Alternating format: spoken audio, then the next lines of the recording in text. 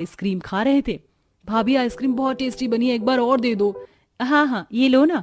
तभी वंशिका के हाथ से आइसक्रीम की कटोरी गिर जाती है। ओह नो, ये मुझसे क्या हो गया? अभी मुझे और खाना था। भाभी अपनी वाली आइसक्रीम दे दो ना, आप और बना लेना।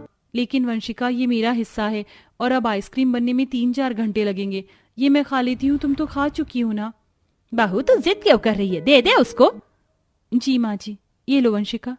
माँ आप कब आई? सौम्या भागी भागी अपनी माँ के गले लग जाती है। अनुराधा उसके आंसू पोंछती है। क्या बात है, तेरी आंखों में आंसू? वो माँ, आपको इतने टाइम बाद देखा तो आंसू रोक ही नहीं पाई। अरे समधन जी, आइए आइए आइए बैठिए। जाओ बहू, अपनी माँ को भी अपने हाथ का बनाकर कुछ खिला दो। ऐसा करो, आमरस बनाकर दे दो। बहू ससुर की बात सुनकर रसोई में आमरस बनाकर सबको और अपनी माँ को देती है। इसी बीच भी वह आमरस पीने की कोशिश करती है कि पड़ोसन आ जाती है। और ये अनुराधा अकेले अकेले सबके साथ आमरस पी रही है, मुझे नहीं देगी? अरे बहू, और आमरस रखा है क्या? मुझे ये बहुत अच्छा लगा। नहीं माँ जी, ये लास्ट कटोरी है। कोई बात नहीं, तू बाद में पी लेना, ये इनको दे दे। ठीक है माँ जी। आंटी जी ये लीजिए। पड़ोसन आमरस पीती है। सौम्या आंसू छुपाने कमरे में जाती है कि गरीब माँ अपनी बेटी के आंसू देख बर्तन रखने के बहाने कमरे में पहुंच जाती है। सौम्या देख, यहाँ कोई नहीं है। सच बता, तू अपने ससुराल में खुश नहीं है क्या?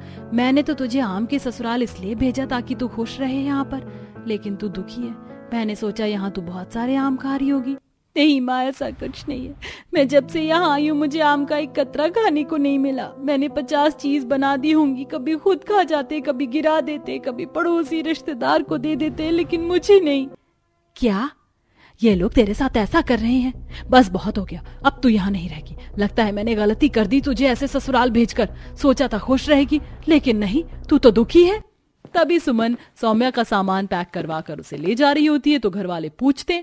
फिर सुमन ससुराल वालों को खरी खोटी सुनाती है। अरे मैंने कितने अरमान से अपनी बेटी को इस घर भेजा था कि वो खुश रहेगी, लेकिन आपको तो उसकी खुशी क्या, उसके खाने पीने तक का होश नहीं है।